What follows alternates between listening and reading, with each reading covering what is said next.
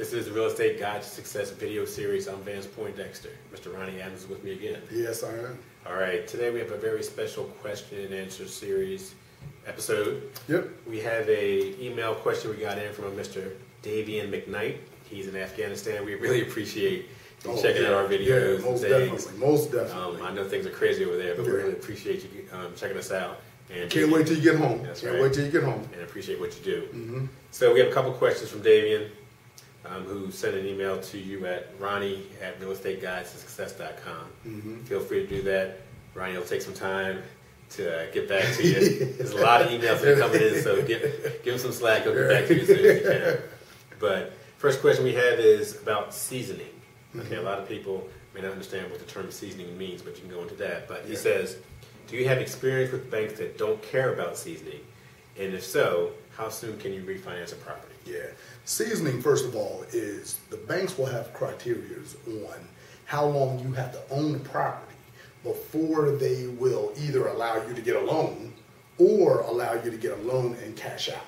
Oh. You know. So now, sometimes you can, some banks are like, or lenders, I should say, are like, if you got a loan on a property today and you turn around and say, oh, look, you got better terms, I want to refi with you tomorrow, they may say, well, you have to hold that property for 12 months before we even give you a loan at all. So that's the seasoning period. That's the seasoning period, okay. Yes. Now, sometimes they say, like for somebody who buys a house cash, then I have no loan. Mm-hmm. So I figure I should be able to get a loan on the appraised value of the property. Well, seasoning then will dictate that we'll only give you a loan on the purchase price of the property. I may have purchased it and rehabbed it for, say I purchased it for $50,000. I put $5,000 in. Right. So then the bank says, okay, well, we'll give you the purchase price plus your rehab, and you'll have to show receipts showing your rehab for the $5,000. We're going to give you a loan on $55,000. Okay. Now we're only going to give you 70% of the $55,000. So that makes you always have your own cash still stuck in the property. I see. So now, so why do banks do this? How does that protect them? Well, banks always want you to have some interest in the property. They don't want want to to make, they don't want that all their money is in it, you know. So now the way that you're able to, and this, you know, we have to be very honest with everybody that it's harder now after the crash to get a loan for right out the box where I bought the house for $50,000 and it's actually worth $150,000. I want a loan on the appraised value of $150,000.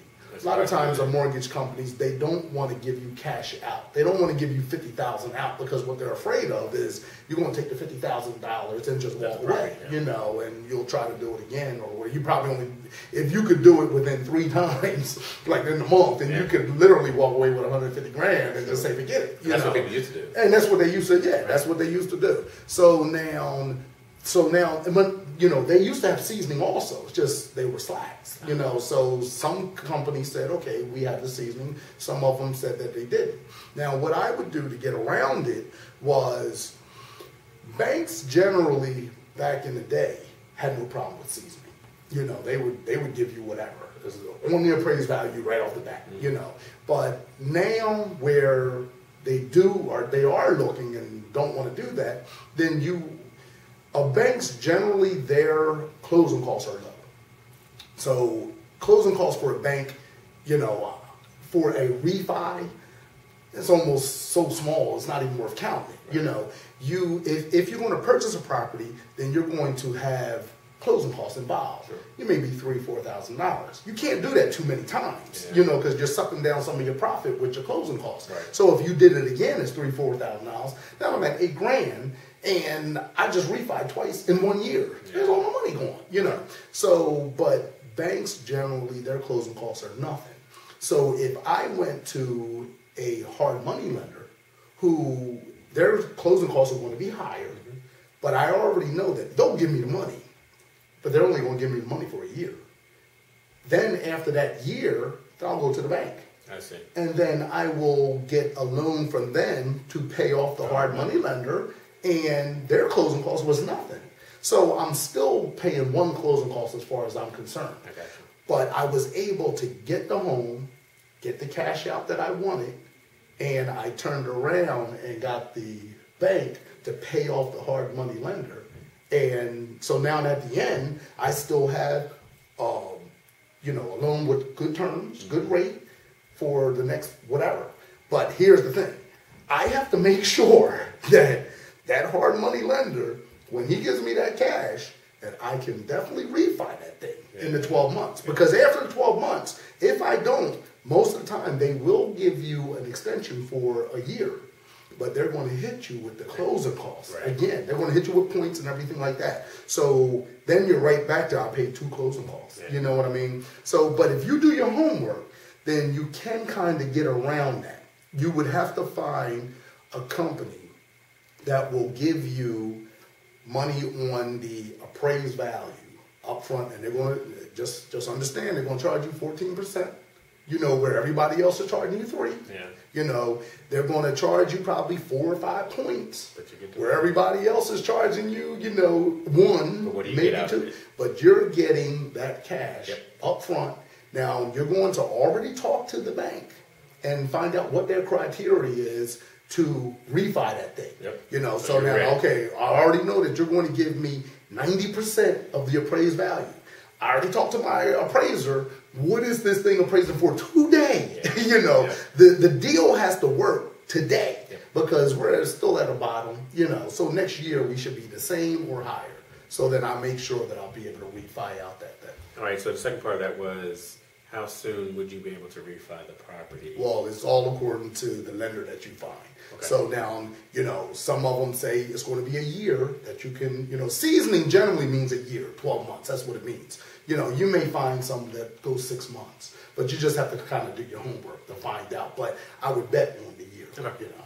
All right. He had one more question that we're going to answer here today. That is regarding the income you get from your properties, which is pretty much passive. How do you offset that income that you get in? Yeah. For property, for tax purposes. Yeah, for tax purposes. Well, remember, you get rent in. Now, your rent is offset by certain things. Your taxes that you pay on the property. Taxes, okay. Your mortgage. And there is the mortgage interest. Right. On the property. Any maintenance that you put in, and it would be almost a dollar for dollar thing. Any maintenance that you put in, I had to put a new hot water heater. I had to get the grass cut. I had to pay electric bills, whatever it was, even though I don't pay any electric bills because I'm going to make my tenants pay. After a tenant moves out, if they mess the house up, then I have to fix it back up. All that is written off also. Lawyer fees, accounting, anything, right. Even gas to ride back and forth to that property, right. So then I may even have I may have a part of my house being an office. Yes. So then I can write off that also. But a big part is going to be depreciation on the property itself. Okay. Depreciation on the property is a great write-off because all these other write-offs that we talked about, we have to put $1 out. I put $1 out to fix the property up. I put $1 out to pay the electric. I put $1 for the mortgage, the taxes, whatever. Right. But the depreciation, we don't put $1 out. Okay. Properties depreciate, over a certain amount. The government gives each type of property or just real property, being TVs, being computers, being cars, they give you a depreciation lifespan. Okay. So for the first couple of years, it's going to be a certain amount of write-off that you get. And then it depreciates down as it gets, closer to the end of its lifespan. The properties, houses, they get I believe it's 15 years, 20 years or something. So in the beginning, you get a higher depreciation, write-off, and then it goes down until you get to the last year, and that's pretty much where it tops out. So what you're saying is, over 15 years, year 1, I might get a $2,000 write-off. Year 2, I might get a $1,800. Yeah. So it would until it's over. What some people do is, and this is really getting into apartment complexes. they get big write-offs because it's such a big loan, you know. So once they get to the point, but they do it just for depreciation because they already made a lot of money doing something else. So they're using that depreciation to offset something else. Gotcha. Once that lifespan of that property gets to where it doesn't make any sense, they'll just sell it. And once they sell to, like I could sell mine to you, yours starts over. Gotcha. And you can sell it right back to me years later, and it goes right back up. You know, so depreciation is a great write-off because again, it's write-offs that we're getting for money that we actually don't put out. And your tax account handles all that. No, the tax account, yeah, that's what you need. You need a good, the accountant is very important to you. Just like Uncle Sam is. And I always say Uncle Sam is your partner. Yeah. You know, whether you want him to be your partner or not. Because if you screw him, then he will make your life very miserable, you know. So that's why you want to make sure that you do everything on the up and up. Gotcha.